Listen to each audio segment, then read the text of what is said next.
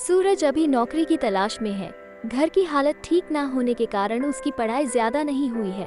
पहले वो किसी कपड़े की दुकान में काम करता था, लेकिन दुकान घाटे में होने के कारण मालिक ने उसे नौकरी से निकाल दिया।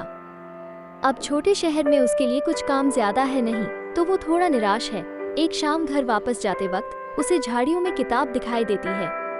किताब को उठाकर देखता है, उसके कवर पर ही लिखा होता है, जो भी यह किताब खोलेगा, ये किताब चमत्कारी रूप से उसके जीवन को बदल देगी। सूरज को पहले तो यकीन नहीं होता है, लेकिन फिर भी वो उसे घर ले जाता है।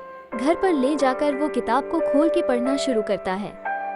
किताब में लिखा होता है, आप गरीबी से परेशान हैं, अमीर बन सकते हैं, और उसे एक लॉटरी की टिकट का नंबर लिखा मिलता है। सूरज लॉटरी की टिकट लेने जाता है। थोड़ा ढूंढने के बाद उसे उस नंबर की टिकट मिल जाती है और उसकी 1 करोड़ की लॉटरी लग जाती है। किताब में जैसा लिखा होता है, सूरज वैसा ही करता है। किताब उसे एक बस लेने को कहती है, सूरज वैसा ही करता है। धीरे धीरे किताब की मदद से 1 साल में सूरज की 5 बसें चलने लगती है। सूरज अब करोड़पति बन चुका है। समय ऐसे ही काम कर रहा था। सूरज की इनकम बहुत ज्यादा हो चुकी थी। वो पैसों के नशे में कुछ ज्यादा ही उड़ने लगा था।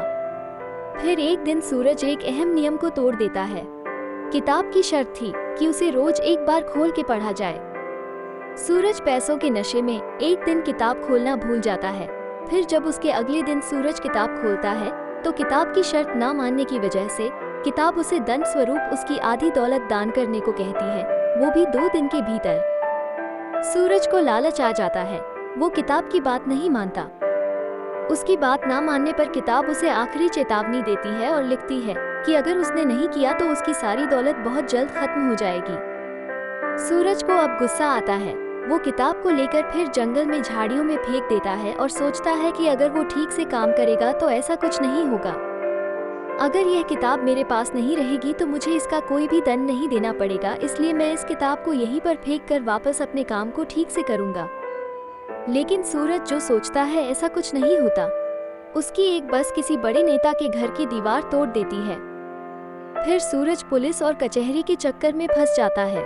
उसे जेल भी हो जाती है। धीरे धीरे किताब ने जो बोला वो होता है। सूरज फिर अपनी पहली सी हालत में लौट आता है। सूरज उस किताब को खोजने फिर जाता है, लेकिन सूरज को वह किताब कहीं भी नहीं मिलती।